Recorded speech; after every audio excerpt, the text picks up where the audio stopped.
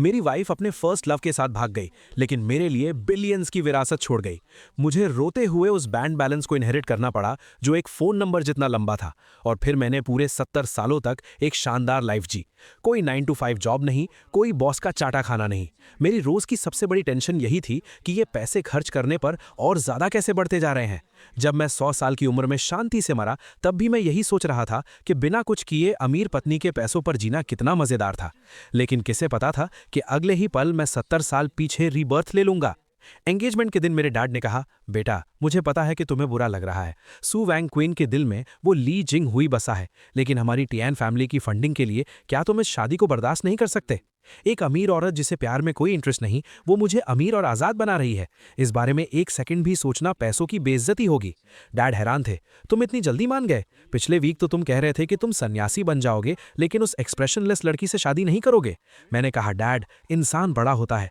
मुझे अचानक से रियलाइजेशन हुआ है, प्यार ज़रूरी है, लेकिन फ्रीडम की कीमत और भी ज़्यादा है। हमारी फैमिली बिजनेस के लिए इतना पर्सनल सैक्रिफाइस तो मैं कर ही सकता हूँ। तभी सू वैंग क्विंग ने मुझे देखा और मन में सोचा, टियान गो तुम जिंदा हो। क्या भगवान ने मेरी दुआ सुन ली? मुझे वापस उस टाइम में भेज दिया जब कुछ भी शुरू नहीं हुआ था। पिछली लाइफ में मैंने उस फेक फर्स्ट लव के लिए तुम्हारी पूरी जिंदगी बर्बाद कर दी। इस लाइफ में मैं तुम्हारी तरफ कदम बढ़ाऊंगी। वो मेरी तरफ आ रही थी, वो एक किलर ऑरा के साथ आ रही थी। हालांकि वो बहुत धीरे चल रही थी, लेकिन मुझे लगा कि उसका हर कदम मुझे कुचलने की प्लानिंग कर रहा है। उसने अपना हाथ बढ़ाया। क्या वो मुझे थप्पड़ मारने वाली है या सीधा गला दबाने वाली है? बॉस सू, चेहरे पर मत मारना, मुझे इसी चेहरे के दम पर फ्री की रोटियां तोड़नी है। लेकिन उसने मुस्कुराते हुए कहा, हबी इस बार तुम भाग नहीं पाओगे। ये स्माइल मुझे ऐसी क्यों लग रही है जैसे वो मुझे कच्चा चबा जाएगी। खैर, जब तक मेरी विरासत खतरे में नहीं है, मुझे खा भी ले तो चलेगा। लेकिन उसकी पकड़ इतनी मजबूत थी। बॉस सू, आराम से बात करते हैं। हालांकि मैंने खुद को आपकी फैमिली को बेच दिया है, लेकिन मैं अपना टैलेंट बेचता हूं, बॉडी नहीं। हाँ, अगर पैसे बढ़ा दो तो बात अलग है। बॉस सू का माइंड चेंज होने से रोकने के लिए और अपनी रिटायरमेंट पॉलिसी को जल्दी एक्टिवेट करने के लिए अगली सुबह मैं ठीक से ब्रश भी नहीं कर पाया और उसे घसीटकर सिविल अफेयर्स ब्यूरो ले आया, जहां से पैसों की पवित्र महक आ रही थी। बॉस सू, मेरा मतलब है वाइफ सू, मैरिज सर्टिफिकेट मिल गया। अब मैं लीगली काम पर लग गया हूं, तो क्या अब हम दोनों अपने अपने घर जाएं और उस एक्सीडेंट के होने का इंतजार करें? उसने कहा, टियान गो, पहले मैंने तुम्हारे साथ गलत किया, अब मैं तुम्हारी अच्छी वाइफ बनकर इसकी भरपाई करूंगी। हम तुम्हारे उस बड़े वाले फ्लैट में रहेंगे। मैं आज रात ही वहां शिफ्ट हो रही हूं। क्या एक साथ रहेंगे? मैंने सोचा था सर्टिफिकेट मिलने के बाद मैं अपनी लग्जरी लाइफ को आराम से एंजॉय करूंगा। लेकिन बॉस सू मुझे दिखाना चाहती थी कि एक परफेक्ट वाइफ कैसी होती है।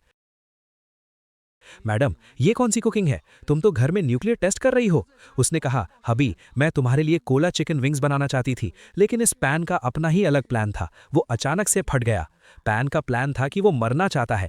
ली जिंग हुई अभी तक वापस नहीं आया है। क्या तो मुझे फिजिकल मेथड से मारकर अपनी विरासत बचाने का प्लान बना रही हो? बस करो बॉस सू, परेशान मत हो। हम गरीबों के बच्चे जल्दी बड़े हो जाते हैं। मैं कुछ भी खाकर काम चला लूंगा। उसने मन में सोचा, पिछली लाइफ में मैंने कभी इसके हाथ का बना खाना नहीं खाया था, तो घर का स्वाद ऐसा होता है।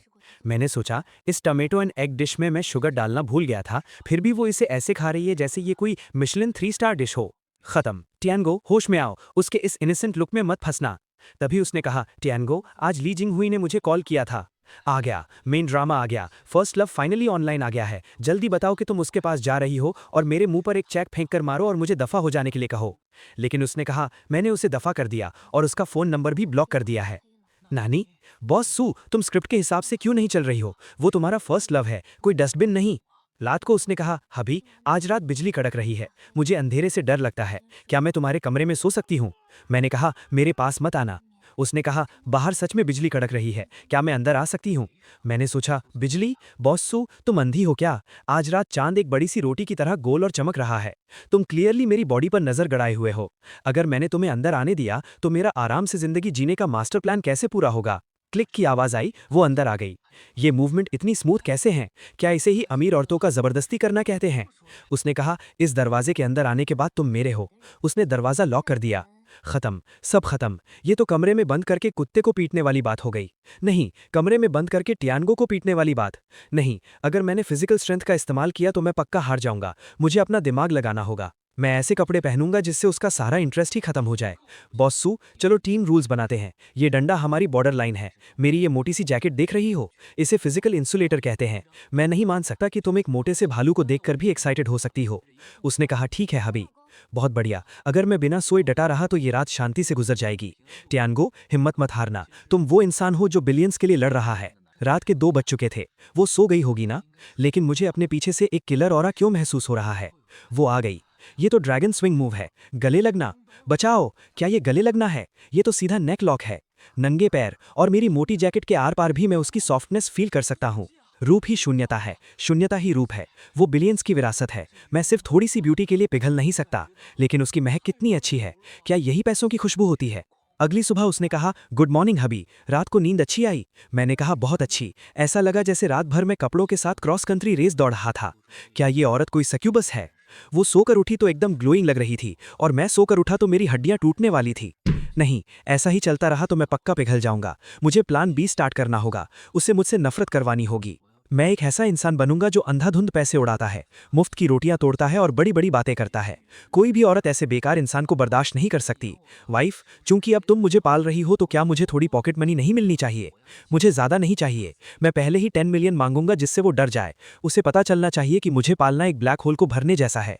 उसने कहा, मैंने तुम्हारे लिए पहले ही प्रिपेयर कर लिया था।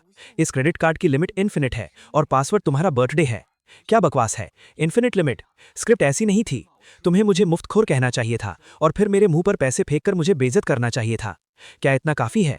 अगर नहीं तो मैं फाइनेंस डिपार्टमेंट से कहकर सीधे तुम्हारे अकाउंट में कुछ बिलियंस ट्रांसफर करवा देती हूँ। क्या एक अमीर औरत द्वारा पाले जाने की फीलिंग ऐसी ही होती है?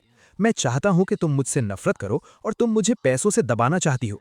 ठीक है, अगर तुम्हारी देने की हिम्मत है तो मेरी भी खर्च करने की हिम्मत है।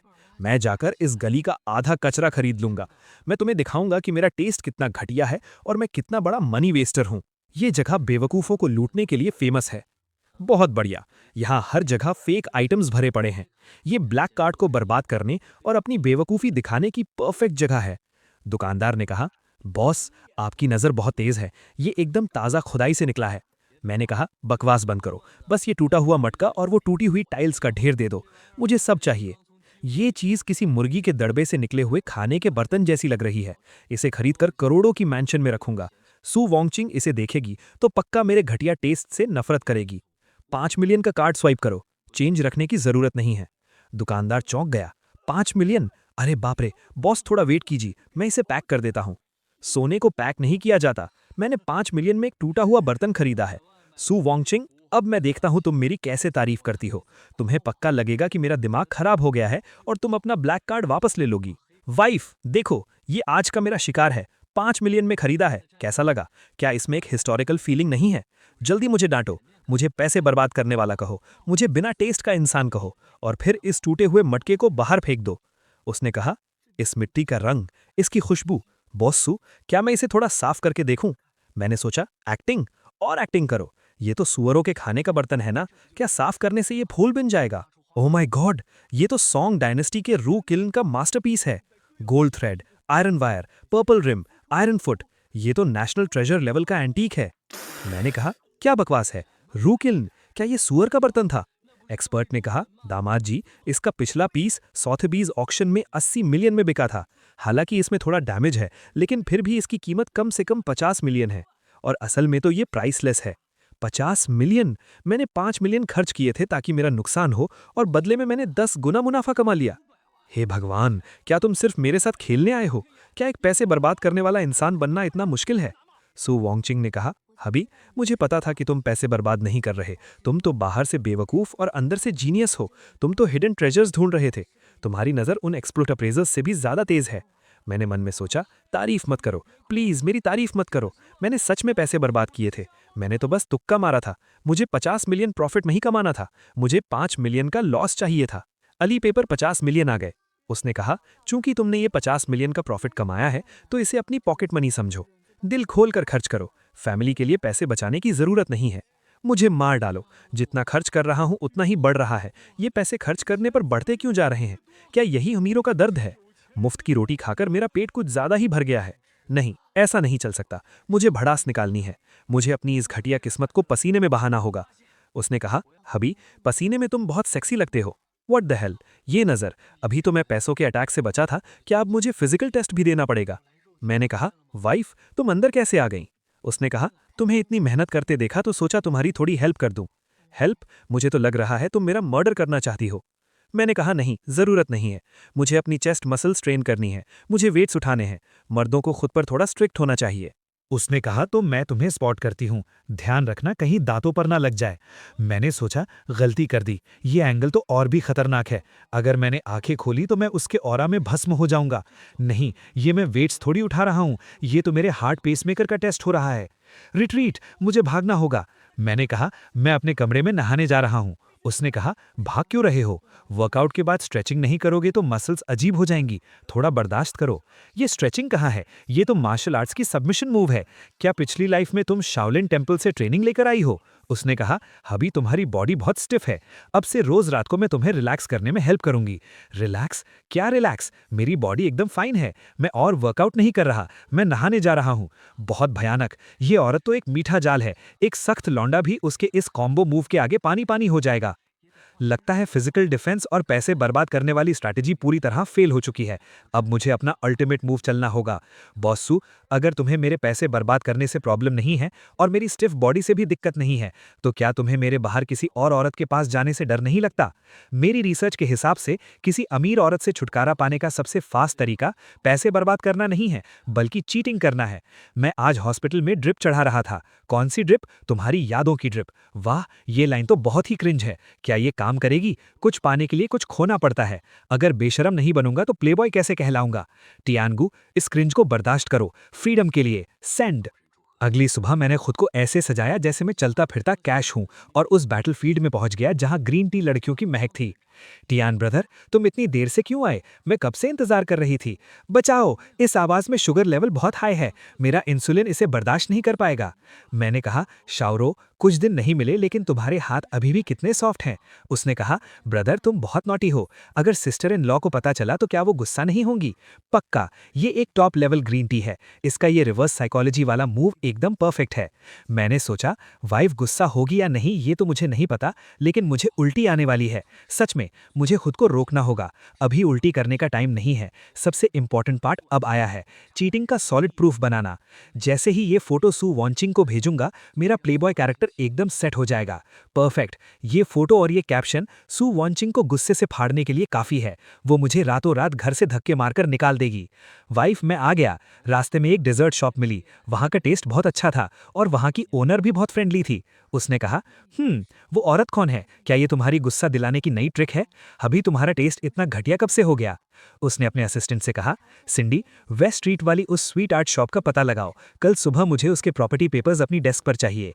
मैंने सोचा नहीं, प्रॉपर्टी पेपर्स नहीं, कहानी इस तरफ नहीं जानी चाहिए। तुम्हें मुझ पर गुस्सा निकालना चाहिए, मुझे घटिया इंसान कहना चाहिए। तुम उसकी दुकान क्यों खरीद रही हो? तुम मोनोपोली बना रही हो। उसने कहा और हाँ, आगे से बाहर जाते समय अपने कपड़े ठीक से पहना करो, मुझे पसंद नहीं कि कोई मेरी चीजों को देखे। खत्म। एनिमी के पास हद से ज्यादा पैसा होने के कारण मेरा प्लेबॉय प्लान फेल हो गया। मैंने तो बेचारी जियांगरो के लिए यमराज को बुला लिया है। जियांगरो, आई एम सॉरी, जल्दी भाग जाओ।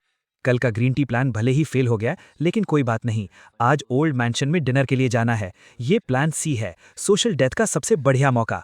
मैं उस स्ट्रिक्ट बुढ़े के सामने अपना सबसे गवार और बदतमीज रूप दिखाऊंगा। सू वॉन्चिंग जैसी हाई क्लास लड़की डिनर टेबल पर पैर खुजाने वाले गवार आदमी को कभी बर्दाश्त नहीं कर पाएगी। उसने पूछा, हबी, तुम्हें ठंड लग रही है क्या? तुम कांप क्यों रहे हो? मैंने कहा, ठंड नहीं, बस खुजली हो रही है। बहुत दिन से नहाया नहीं हूं, ऐसा लग रहा है मेरी बॉडी पर मशरूम हो गाएंगे। मैंने सोचा, कैसा लगा? गंदा लगा ना? जल्दी मुझसे नफरत करो। उसने कहा, कोई बात नहीं, घर जाकर मैं तुम्हें नहला दूंगी। ये भी बर्दाश्त कर लिया? बॉस सू, तुम्हारी बर्दाश्त करने की लिमिट क्या मैरियाना ट्रेंच जितनी गहरी है? गाड़ी में तो बस ट्रेलर था, असली शो तो अब शुरू होगा। डैड ने कहा, चूंकि अब तुम्हारी शादी हो चुकी है तो बड़ों की तरह बिहेव करो। मैंने सोचा, मैं खाना खाते हुए पैर खुजाऊंगा, देखता हूं तुम खाना कैसे खाती हो। डैड चिल्लाए, अपने पैर नीचे रखो। मैंने कहा, वाकई बहुत स्वादिष्ट है। डैड, आप भी एक बाइट लीजिए, बिना हाथ धोए खाने में ही असली स्वाद है। डैड भड़क गए, बदतमीज, हमारी टियान फैमिली में तुम जैसा भुक्कड़ कैसे पैदा हो गया? वान किंग यहीं बैठी है, तुमने तो मेरी नाक कटवा दी, अब ये शादी पक्का टूट जाएगी। मैंने मन में सोचा, देखा बॉसू, ये है तुम्हारा हस्बैंड, एक गवार, बदतमीज और जाहिल इंसान। जल्दी से टेबल पलटो और चली जाओ, कहो कि तुम अंधी हो गई थी। उसने कहा, हबी ने बहुत दिनों से घर का खाना नहीं खाया है, इसलिए उसे इतनी भूख लगी है। उसने मन में सोचा, पिछली लाइफ में वो मेरी इज्जत बचाने के लिए हमेशा बहुत तमीज से खाता था, जबकि उसे बड़े बड़े बाइट लेकर मीट खाना पसंद है। इस लाइफ में मैं उसे वैसा ही रहने दूंगी जैसा वो है। उसने कहा, ये लॉबस्टर अच्छा है, इसे ट्राई करो। डैड ने कहा, वान किंग, क्या तुम्हें नहीं लगता कि ये बहुत गंवार है? उसने कहा, डैड, मुझे लगता है कि टियानगो बहुत रियल है, कोई दिखावा नहीं करता। अपने ही परिवार के सामने नाटक करना तो हिपोक्रेसी है। मुझे उसका ऐसे मजे से खाना बहुत पसंद है, इसमें बहुत मैनली फील है। मैंने सोचा, मैनली फील? ये तो साफ साफ पसीने की बदबू है। बॉसू, पक्का तुम्हारे टेस्ट में कोई बहुत बड़ी प्रॉब्लम आ गई है। डिनर टेबल प्लान फेल होने के बाद बुड्ढे ने हमें स्टडी रूम में बुलाया। बहुत बढ़िया, लगता है अब फैमिली पनिशमेंट मिलने वाली है। डैड ने कहा, नाकारा लड़के, आज वान किंग के सामने ये तुमने कैसा बर्ताव किया? दिन भर आवारागर्दी करते हो, ऑफिस नहीं जाते, बस खाना पीना और ऐश करना आता है। क्या तुम पूरी टियान फैमिली को बर्बाद करना चाहते हो? मैंने कहा, बिल्कुल डैड, आपने एकदम सही कहा। मैं एकदम बेकार इंसान हूं जो सिर्फ पैसे बर्बाद करता हूं। मैंने मन में सोचा, सुना बॉसू, ये एक ऑफिशियली सर्टिफाइड बेकार इंसान है, जल्दी मुझसे डिवोर्स ले लो। उसने कहा, डैड, टियानगो को काम पर जाने की जरूरत नहीं है, मेरी कंपनी ही उसकी कंपनी है। अगर वो टियान फैमिली को बर्बाद भी कर दे तो भी सू फैमिली उसे पाल सकती है। डैड हैरान थे, तुम क्या कह रही हो? मैंने सोचा, मैडम, ये तो अंधा प्यार है। तुम मुझे बिगाड़ रही हो, तुम मुझे बर्बाद कर दोगी। नहीं, तुम मुझे ऐसा बना दोगी कि मैं कभी मेहनत ही नहीं करना चाहूंगा। उसने कहा, अब से मैं नहीं चाहती कि कोई भी उसे बेकार कहे। उसका काम सिर्फ खुश रहना है। पैसे कमाने और घर चलाने का सारा मुश्किल काम मैं करूंगी। खत्म, सब पूरी तरह से खत्म। ये पेरेंट्स से मिलना कहाँ था, ये तो मुफ्त खोरों का कोरोनेशन सेरेमनी चल रहा है।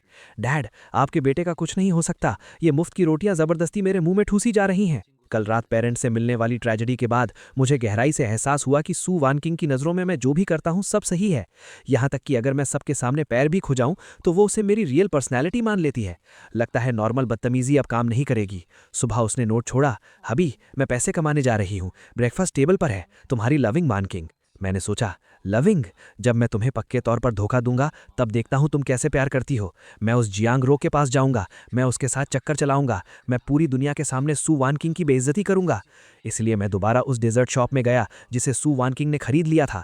हालांकि दरवाजे पर 2 गार्ड्स खड़े थे, लेकिन इससे मजा और बढ़ गया। इसे कहते हैं दिए तले अंधेरा, समझे? सबसे खतरनाक जगह ही सबसे सेफ जगह होती है। जियांग रो रोते हुए कह रही थी, वो राक्षसी औरत बहुत खतरनाक है। उसने सिर्फ मेरी दुकान ही नहीं खरीदी, बल्कि मुझसे एक अग्रीमेंट भी साइन करवा लिया है। मैं नौकरी भी नहीं छोड़ सकती। उसने मुझे यहाँ 10,000 प्लेट्स धोने की सजा दी है।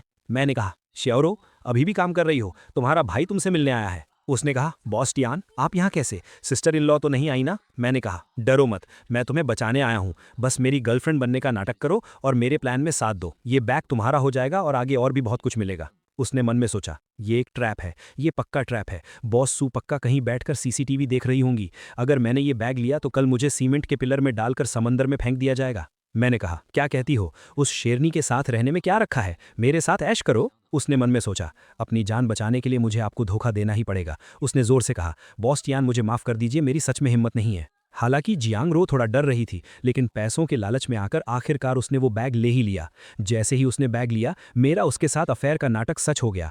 कार्ड स्वाइप करते वक्त मैसेज पक्का सू वान किंग के फोन पर गया होगा। अब बस सू वान किंग के चाकू लेकर घर आने का इंतजार है। हबी, मैं आ गई, वो सबूत लेकर आ गई है। वो पक्का मुझसे पूछेगी कि मैंने उस चुड़ैल को बैग क्यों दिया। जल्दी वो बैग मेरे मुंह पर मारो। उसने कहा, तुम कितने प्यारे हो, तुमने सरप्राइज देना भी सीख लिया। मैंने कहा, सरप्राइज? कैसा सरप्राइज? उसने कहा, दोपहर में जियांग रो मुझसे मिलने कंपनी आई थी, उसने मुझे ये बैग दिया। उसने कहा कि तुम खुद उस दुकान पर गए थे और इसे मेरे लिए एक सरप्राइज के तौर पर चुना था, लेकिन तुम थोड़े शाय हो और मुझे डायरेक्ट देने में शर्मा रहे थे, इसलिए तुमने उसे मुझे देने को कहा। मैंने मन में सोचा, जियांग रो, मैंने तुम्हारे लिए 2 लाख का बैग खरीदा और तुमने मुझे ही बेचकर क्रेडिट ले लिया। क्या तुम सू वान किंग की कोई अंडरकवर एजेंट हो? उसने कहा, हबी, मुझे पता है कि पुरानी बातों की वजह से तुम अभी भी अपनी फीलिंग्स एक्सप्रेस करने में शर्माते हो। कोई बात नहीं, मैं तुम्हारी फीलिंग्स समझती हूँ। मुझे ये कलर बहुत पसंद है। मैंने कहा, पसंद है तो अच्छी बात है। मैं मरना चाहता हूँ। पैसे खर्च हो गए, मेरा कैरेक्टर भी खराब नहीं हुआ और उल्टा हमारा रिलेशनशिप और मजबूत हो गया। इस मुफ्त की लोटी में पक्का जहर है। ली जिंग हुई, वो फेमस फर्स्ट लव, वो आदमी जिसने पिछली लाइफ में सू वान किंग को इतनी तकलीफ दी थी, वो आखिरकार देश वापस आ गया। मेरा सेवियर आखिरकार आ गया। उसने कहा, टियानगो, मुझे पता है कि तुम डिवोर्स नहीं लेना चाहते, लेकिन तुम्हें समझना होगा कि वान किंग और मैं एक दूसरे से सच्चा प्यार करते हैं। अगर तुम समझदार हो तो खुद पीछे हट जाओ, मैं तुम्हें कुछ पैसे दे सकता हूँ। मैंने कहा, ब्रदर जिंगहुई, आखिरकार तुमने ये बात कही दी। पैसों की कोई बात नहीं है। सच बताऊं तो मैं उस राक्षसी, मेरा मतलब है बॉस सू के जुल्मों से तंग आ चुका हूं। तुम जल्दी उसे यहां से ले जाओ। वो हैरान था और मन में सोचा, इस आदमी को क्या हो गया है? क्या इसे गुस्से में मुझ पर चाय फेंकनी चाहिए थी? ये तो ऐसा लग रहा है जैसे अपनी वाइफ को पैक करके मुझे गिफ्ट कर रहा हो। मैंने कहा, मुझे पता है तुम अभी वापस आए हो, शायद तुम्हारे पास पैसों की कमी होगी। ये कार्ड रख लो, इसमें करोड़ों की लिमिट है, जितना चाहो उतना इस्तेमाल करो। जाओ वॉन किंग के लिए बैग्स, डायमंड रिंग्स, यॉट खरीदो, जितनी रोमांटिक चीजें कर सकते हो करो। अगर तुम उसे पढ़ा लेते हो तो समझो ये कार्ड मेरी तरफ से तुम्हारी शादी का तोहफा है। बेस्ट ऑफ लक मेरे भाई, तुम ये लड़ाई हार नहीं सकते। मेरी आगे की आज़ाद जिंदगी तुम्हारे ही हाथों में है। ली जिंगहुई को मना लिया, अब बस सू वॉन किंग को बेवकूफ़ बनाना था। मैंने शहर के सबसे लग्जरी कपल्स मूवी थिएटर को पूरी तरह से बुक कर लिया और उनके सालों बाद मिलने का एक पूरा सीन सेट कर दिया। आज रात उनके पुराने प्यार की आग फिर से जलेगी। सू वांग क्वेंग ने आकर पूछा, हबी, तुमने मुझे कौन सा सरप्राइज देने के लिए कहा था? ली जिंगहुई सामने आया। वांग क्वेंग, बहुत दिनों बाद मिल रहे हैं। उसने कहा, तुम यहाँ कैसे? तियानगो कहाँ है? उसने जवाब दिया, तियानगो? वो बेकार इंसान तो पैसे लेकर भाग गया। वांग क्वेंग, मुझे पता था कि तुम मुझे अभी तक नहीं भूली हो। चलो आज रात एक नई शुरुआत करते हैं। मैंने छुपकर देखते हुए सोचा, हाँ बिल्कुल ऐसे ही। ली जिंगहुई, आगे बढ़ो, उसे गले लगाओ, उसे किस करो। पूरी सिचुएशन परफेक्टली सेट हो चुकी है। अगर अभी कुछ नहीं हुआ तो मेरे बुकिंग के पैसे बर्बाद हो जाएंगे। सू वांग क्वेंग ने कहा, अपने गंदे हाथों से मुझे मत छूना, दफा हो जाओ यहाँ से। ली जिंगहुई भड़क गया। सू वांग क्वेंग, नाटक क्यों कर रही हो? उस डरपोक तियानगो ने तुम्हें मुझे बेच दिया है। देखो, ये वो कार्ड है जो उसने मुझे दिया है। सू वांग क्वेंग ने मन में सोचा, ये तो वो कार्ड है जो मैंने तियानगो को दिया था। तियानगो ने मुझे इस आदमी के हरासमेंट से बचाने के लिए अपनी पॉकेट मनी तक इसे दे दी। तो मेरा हबी मुझे बचाने के लिए ये सब कर रहा था। भले ही मुझे गलतफहमी हो जाए, लेकिन वो मुझे इस घटिया इंसान से दूर रखना चाहता था। मैंने दूर से सोचा, बहुत बढ़िया, उसके मुंह पर पैसे मारो, उससे बताओ कि तुम्हारे पास बहुत पैसा है, प्लान सक्सेस हो रहा है। मैं बाहर निकला। वाइफ, क्या इत्तेफाक है, तुम भी मूवी देखने आई हो? उसने कहा, हब्बी मुझे माफ़ कर दो, तुम्हें इतनी तकलीफ झेलनी पड़ी। मैंने कहा, तकलीफ? कोई तकलीफ नहीं हुई, मैंने अभी अभी एक फ्री का ड्रामा देखा है और पॉपकॉर्न भी खाए हैं, मैं तो बहुत खुश हूँ। उसने गुस्से में कहा, ली जिंगहुई, तुम्हारी हिम्मत कैसे हुई मेरे हस्बैंड को ब्लैकमेल करने की, और तुमने उसकी पॉकेट मनी भी ले ली। मैं तुम्हें दिखाऊंगी कि तियानगो को परेशान करने का अंजाम बैंक्रप्सी से भी भयानक होता है। ली जिंगहुई ने सोचा, मुझे अपनी पीठ पर इतनी ठंडी हवा क्यों महसूस हो रही है? मैंने ली जिंगहुई से कहा, ली जिंगहुई, हालांकि कल तुम्हारी परफॉर्मेंस बहुत घटिया थी, लेकिन मैंने तुम्हें एक और मौका देने का फैसला किया है। ये सू ग्रुप का अगले क्वार्टर का नया प्रोडक्ट है, इसका कोड ले जाओ, इसे कॉपी करो, इसे लॉन्च करो, सू ग्रुप को बर्बाद कर दो और मैं आज़ाद हो जाऊंगा। ली जिंगहुई ने पूछा, क्या तुम सच में सू फैमिली को बर्बाद करने में मेरी मदद करोगे? तुम्हें इससे क्या मिलेगा? मैंने कहा, क्या मिलेगा? मुझे शांति मिलेगी। मैं उस औरत की कंट्रोल करने की आदत से तंग आ चुका हूँ। मैं बस डिवोर्स के पैसे लेकर दूर भागना चाहता हूँ। ब्रदर, तुम ही मेरी इकलौती उम्मीद हो। ली जिंगहुई ने कहा, ठीक है तियानगो, मुझे तुम पर भरोसा है। कल के प्रोडक्ट लॉन्च में मैं सू वांग क्वेंग की इज्जत मिट्टी में मिला दूंगा। अगले दिन लॉन्च इवेंट में सू वांग क्वेंग ने कहा, लेडीज एंड जेंटलमैन, आज सू ग्रुप एक रेवोल्यूशनरी एआई चिप लॉन्च करने जा रहा है। ली जिंगहुई चिल्लाया, रुको, सू वांग क्वेंग, तुम पर चोरी का इल्जाम है।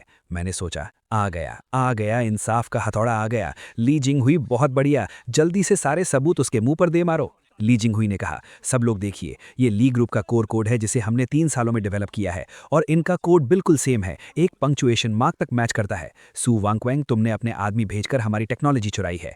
मैंने सोचा, खत्म, सॉलिड प्रूफ। वाइफ, तुम्हारा एम्पायर अब गिरने वाला है। सू वांग क्वेंग मुस्कुराई, ये क्या है? बॉस ली, बहुत बहुत शुक्रिया कि आप खुद हमारा anti theft trap system test करने आए। आपके हाथ में जो यूएसबी ड्राइव है, उसमें वो वायरस ट्रैप है जो हमने जानबूझकर लीक किया था। जैसे ही आप इसे चलाएंगे, ये रिवर्स हैक करके आपकी कंपनी के सर्वर्स को लॉक कर देगा।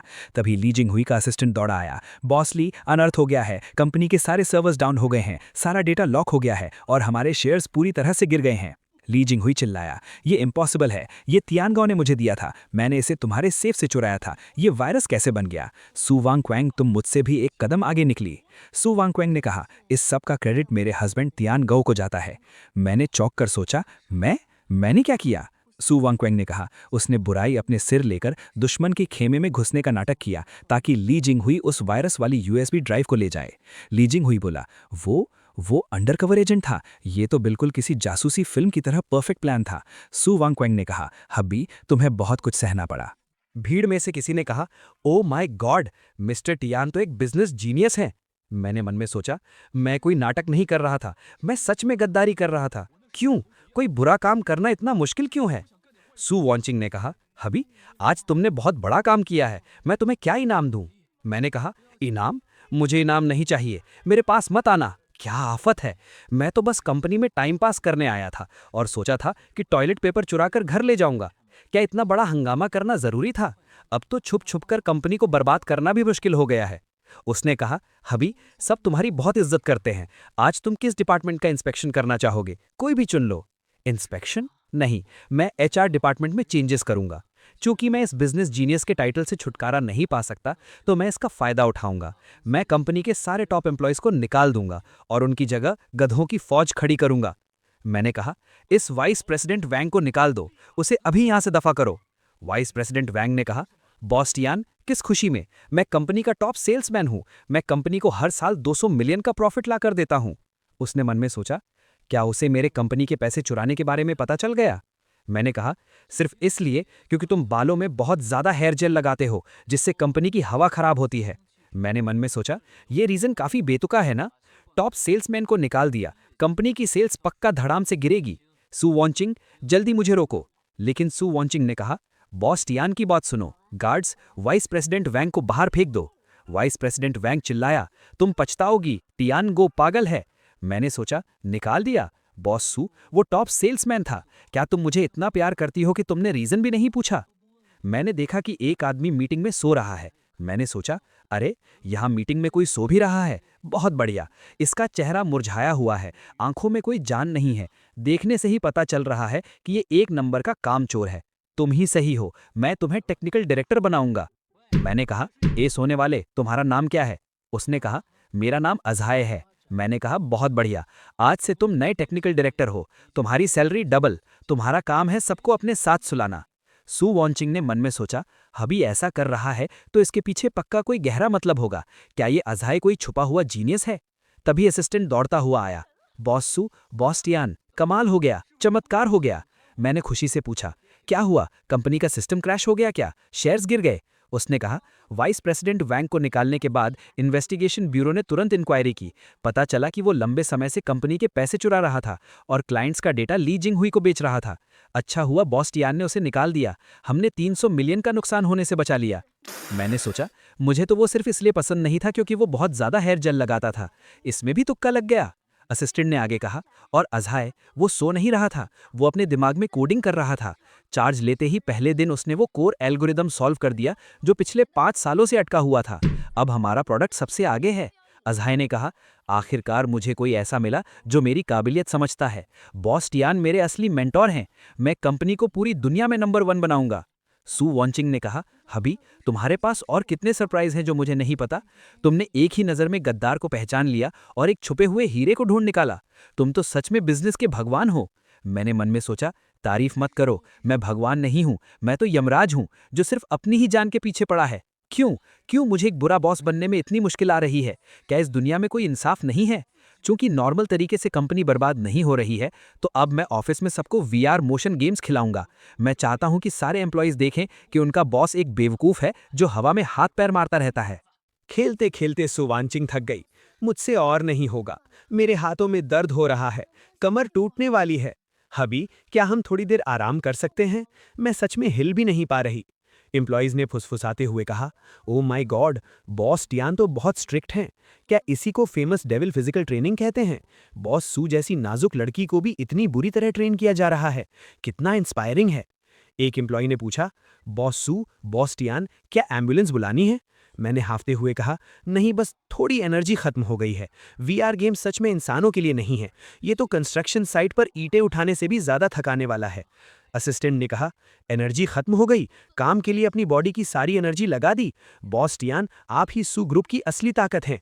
साथियों, बॉस टियान की डेविल ट्रेनिंग से इंस्पायर होकर मैंने पूरी कंपनी में काम के साथ साथ फिजिकल ट्रेनिंग का एक नया मॉडल लागू करने का फैसला किया है। हेल्थ ही हमारी असली दौलत है।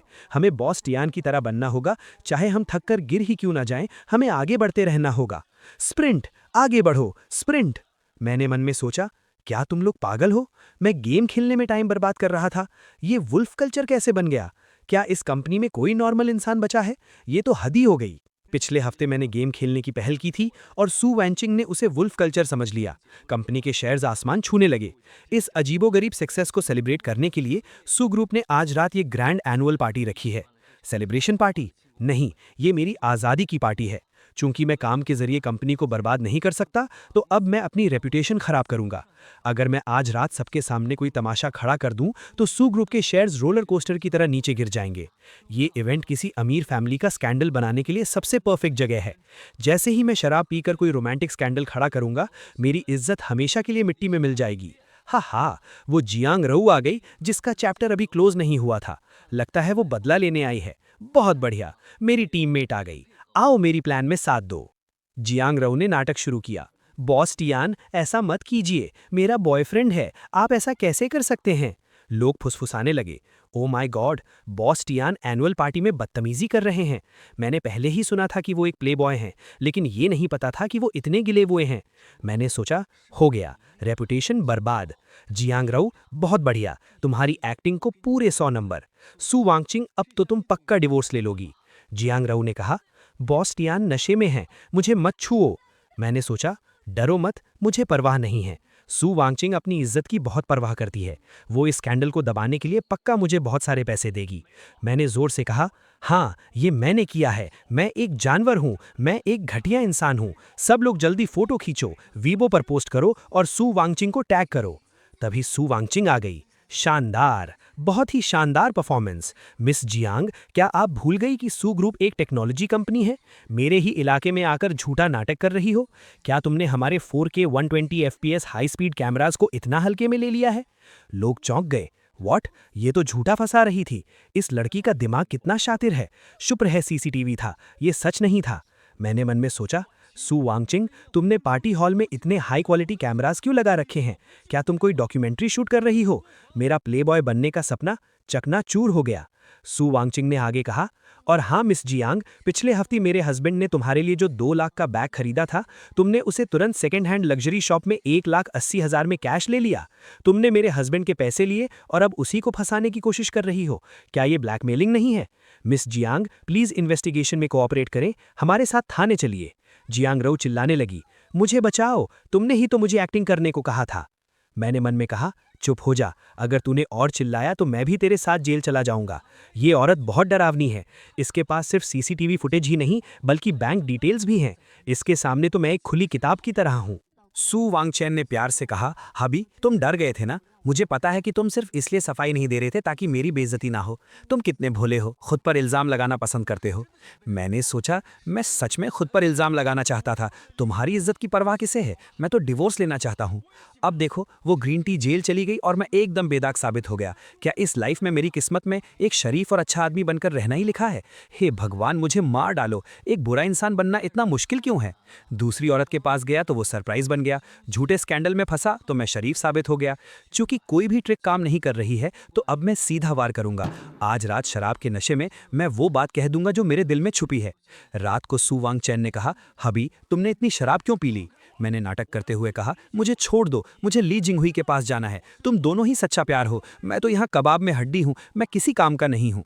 उसने सोचा, ये फिर से बकवास कर रहा है। साफ पता चल रहा है कि ये नहीं चाहता कि मैं जाऊँ, फिर भी मुझे जाने के लिए कह रहा है। उसने कहा, हबी, तुम और कब तक नाटक करोगे? मैंने कहा, सू वांगचैन, मुझे इस तरह से मत देखो। क्या तुम्हें लगता है कि मैं कोई बहुत अच्छा इंसान हूँ? उसने कहा, बिल्कुल तुम अच्छे हो, इस पूरी दुनिया में तुम मेरे लिए सबसे अच्छे इंसान हो। मैंने कहा, गलत, बिल्कुल गलत। मैं तुमसे बिल्कुल प्यार नहीं करता, मैं सिर्फ तुम्हारी पैसों से प्यार करता हूँ। मैंने तुमसे सिर्फ इसलिए शादी की ताकि मुझे तुम्हारी दौलत पर ऐश करने को मिले। मैं तो चाहता हूँ कि तुम ली जिंगहुई के साथ भाग जाओ। मैं चाहता हूँ कि तुम मेरे मुंह पर पैसे मारो और मुझे दफा हो जाने को कहो। मैं बस उस बड़े से घर में अकेले रहना चाहता हूँ। मैं तुम्हारी शक्ल भी नहीं देखना चाहता। तुम्हारे बिना ही मैं खुश रह सकता हूँ, समझी तुम? उसने रोते हुए मन में सोचा, झूठे, तुम कहते हो कि मेरे बिना तुम खुश रहोगे, लेकिन पिछली लाइफ में जब मैंने तुम्हें अपने फर्स्ट लव के लिए छोड़ दिया था, तो तुमने मेरी याद में कभी शादी नहीं की और अकेले ही जिंदगी गुजार दी। 70 साल के उस अकेलेपन को तुम खुशी कहते हो? मैं समझ गई, तुम्हें डर है कि हिस्ट्री फिर से रिपीट होगी।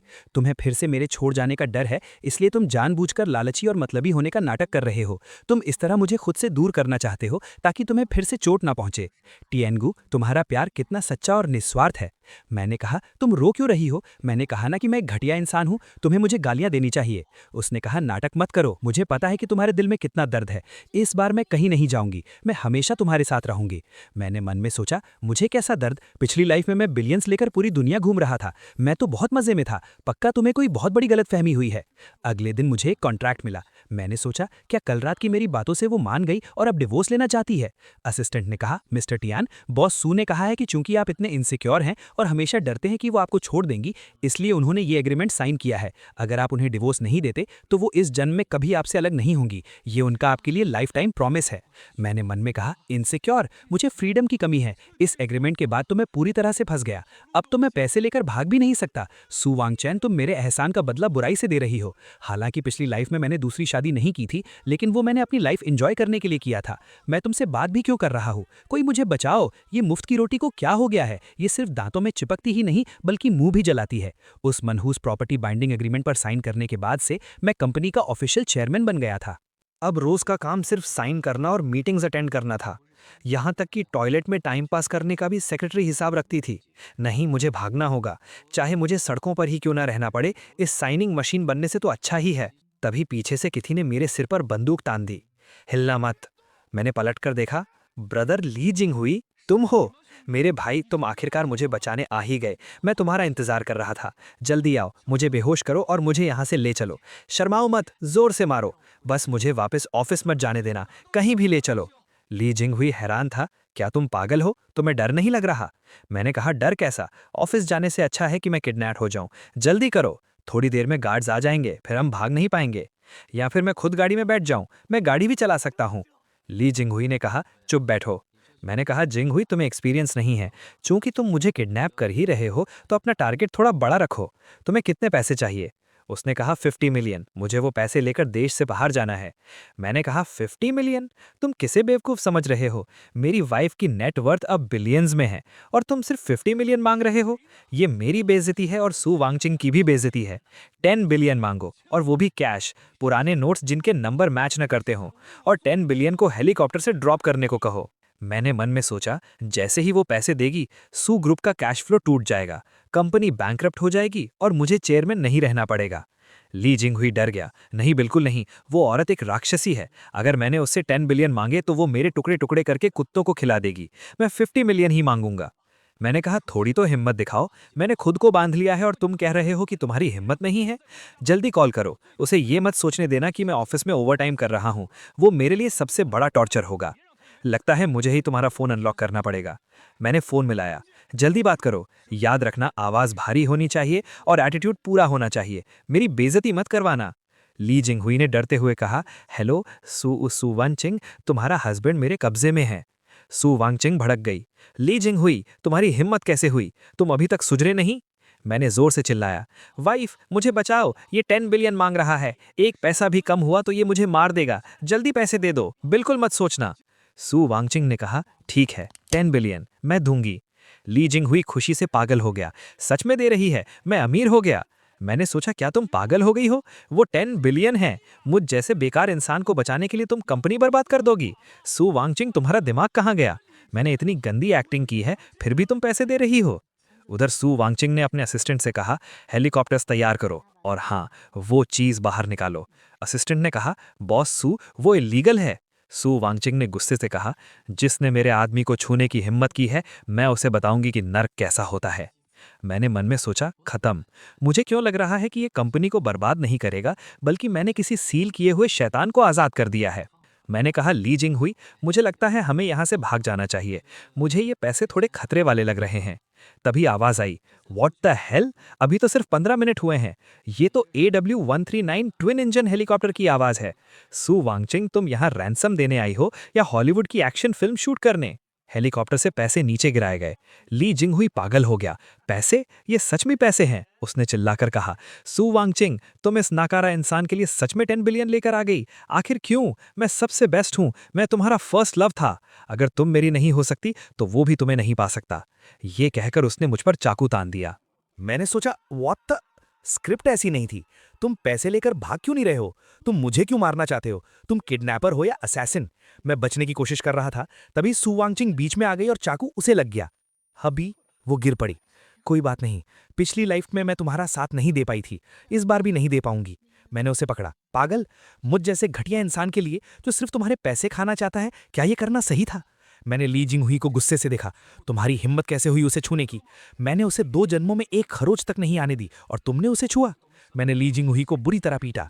मैंने रोते हुए कहा, सु वांगचिंग, मेरी बात सुनो, मैं तुम्हें मरने नहीं दूंगा। तुम्हारे पैसे भी हक नहीं हुए हैं, तुम नहीं मर सकती। उसने मन में सोचा, तो ये डरपोक नहीं है, गुस्से में ये कितना हैंडसम लग रहा है।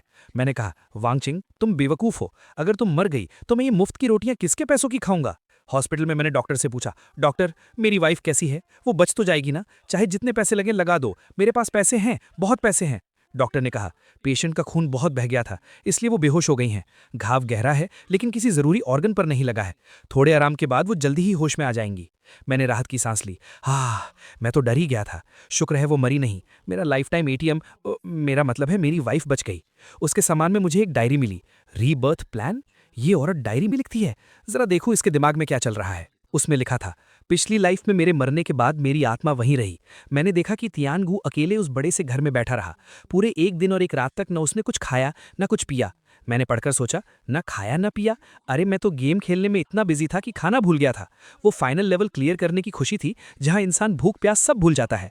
तुमने उसे दुख के मारे खाना छोड़ना कैसे समझ लिया? डायरी में आगे लिखा था, उसके बाद के 70 सालों तक उसने कभी शादी नहीं की।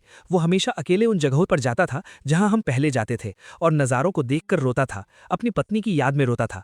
मैंने सोचा, रोता था? वो समंदर की हवा इतनी तेज थी कि आंखों में रेत चली जाती थी। और जहां तक शादी न करने की बात है, वो इसलिए क्योंकि अकेले पैसे उड़ाने में जो मजा था वो किसी और चीज में नहीं था। मैं पागल हूं जो अपने ऊपर हुक्म चलाने के लिए किसी और को लेकर आऊंगा। सु वांगचिंग, क्या तुम्हारी आंखों पर 800 मीटर मोटा फिल्टर लगा हुआ है? आगे लिखा था, मरते दम तक उसने अपने हाथों में मेरी फोटो कसकर पकड़ी हुई थी। उस पल मुझे समझ आया कि उसने पूरी जिंदगी मुझसे प्यार किया और पूरी जिंदगी मेरे लिए अकेले गुजार दी। मैंने सोचा, फोटो? वो मेरी बैंक पासबुक थी बेवकूफ। चूंकि वो पैसे तुमने दिए थे, इसलिए मैंने तुम्हारी एक स्टिकर फोटो उस पर चिपका दी थी। मुझे पैसों से प्यार था, तुमसे नहीं। आगे लिखा था, इस लाइफ में मैं उसे दोबारा तकलीफ सहने नहीं दूंगी। अब वो जो लालची और बेकार होने का नाटक कर रहा है, वो सिर्फ इसलिए क्योंकि वो इनसिक्योर है। मैं उसे पैसे दूंगी, उसे प्यार दूंगी, और चाहे मुझे अपनी जान ही क्यों न देनी पड़े, मैं उसकी हिफाजत करूंगी। मैंने डायरी बंद की और सोचा, बेवकूफ, दुनिया की सबसे बड़ी बेवकूफ।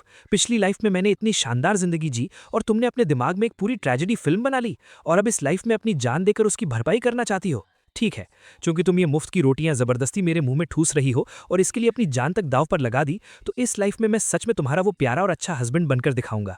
तभी वो होश में आई। हबी, क्या तुम रो रहे हो? मैंने आंसू पोंछते हुए कहा।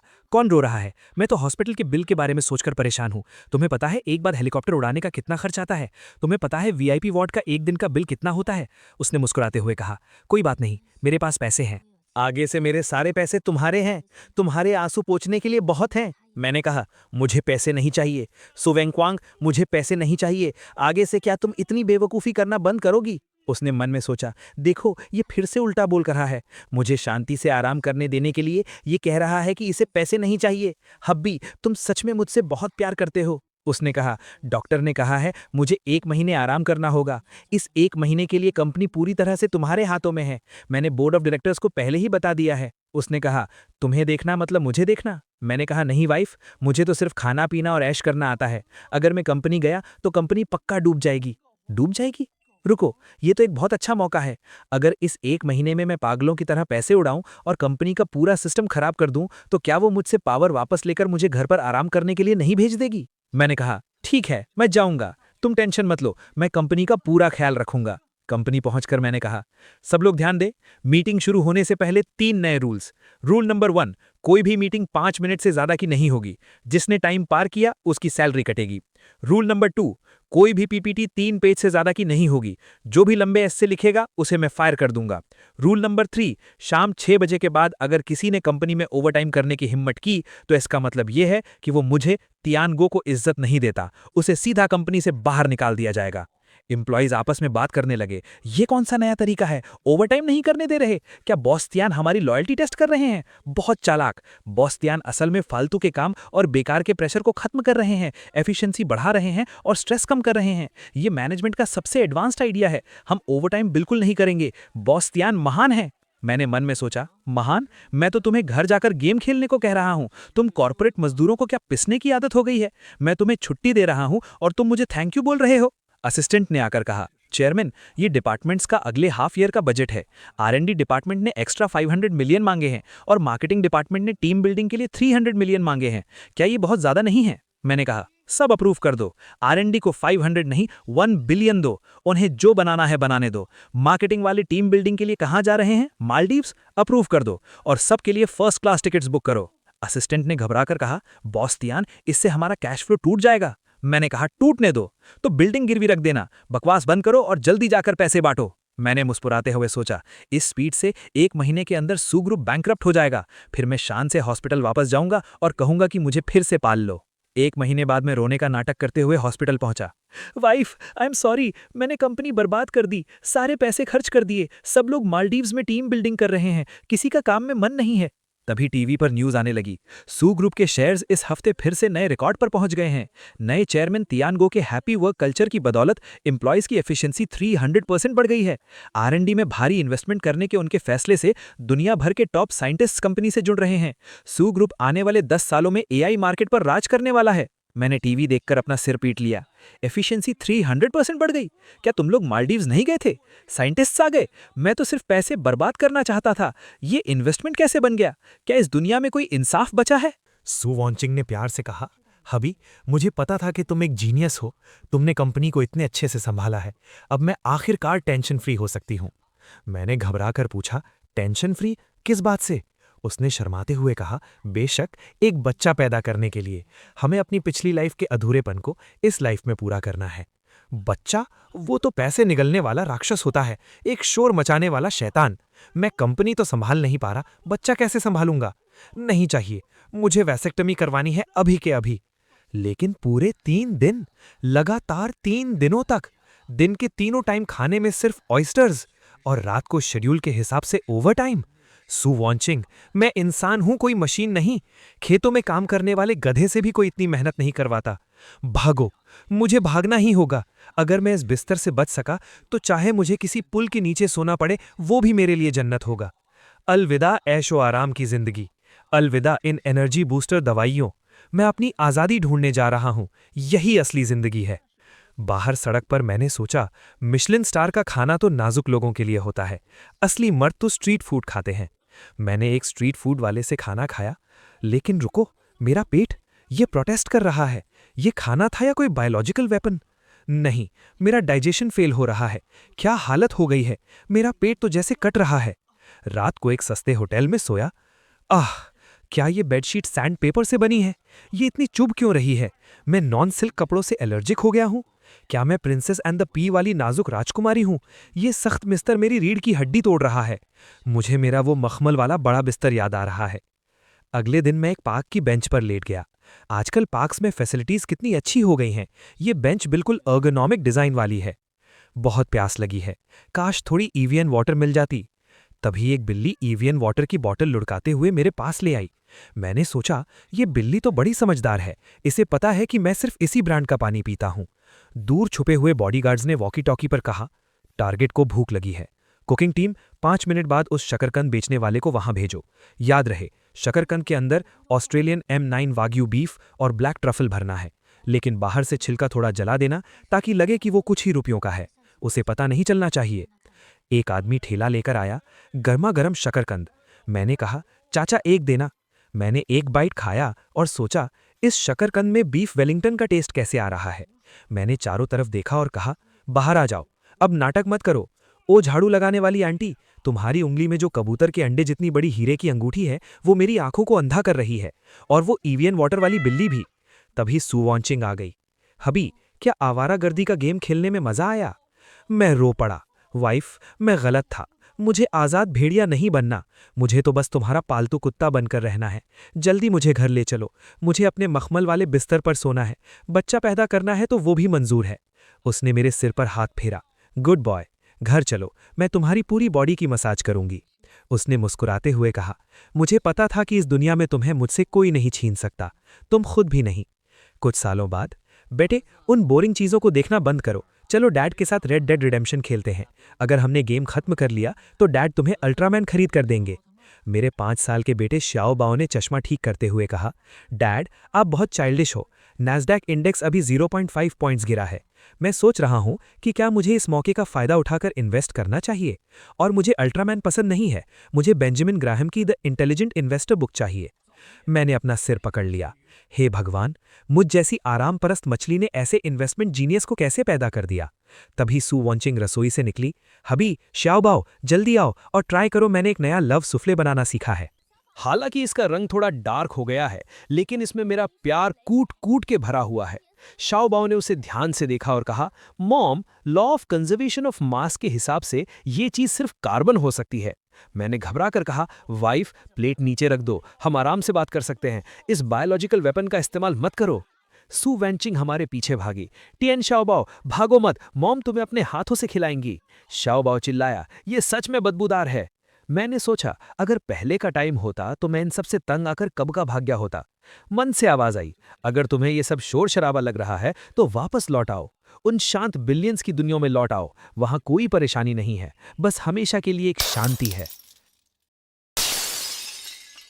डैड, क्या सोच रहे हो? जल्दी आकर मुझे मॉम से बचाओ, मुझे वो काली चीज खिलाने वाली हैं। मेरा सपना टूटा। मैंने कहा, बस करो तुम दोनों, हमारी रसोई के पूरी तरह से तबाह होने की खुशी में आज रात पूरी फैमिली बाहर खाना खाएगी। हमारा टारगेट है शहर की वो पुरानी गली, हम स्ट्रीट फूड और स्टिंकी टोफू खाएंगे। सू वैंचिंग ने हंसते हुए कहा, तुम्हारा कुछ नहीं हो सकता। शाओबाओ ने कहा, स्ट्रीट फूड के हाइजीन स्टैंडर्ड सही नहीं होते और उसमें बहुत ज्यादा तेल और नमक होता है। मैंने कहा, चुप करो, थोड़ी बहुत गंदगी से कोई बीमार नहीं पड़ता, और अपना ये अजीब सा चश्मा उतारो, तुम सिर्फ 5 साल के हो, वॉरेन बफेट बनने का नाटक मत करो। मैंने मुस्कुराते हुए मन में सोचा, पहले मैं सिर्फ आराम करना चाहता था क्योंकि मेरे पीछे कोई नहीं था, लेकिन अब मैं सिर्फ आराम नहीं करना चाहता क्योंकि अब मैं इन दोनों को अपनी पीठ पर बिठाकर इस सफर में और दूर तक ले जाना चाहता हूं। हे दोस्तों, इस वीडियो को देखने के लिए आपका बहुत बहुत शुक्रिया। प्लीज इस वीडियो को लाइक और शेयर जरूर करें। तो प्लीज इस वीडियो को अपना पूरा सपोर्ट दें और ऐसी ही नई नई स्टोरीज के लिए चैनल को अभी सब्सक्राइब कर लें। मिलते हैं अगले वीडियो में।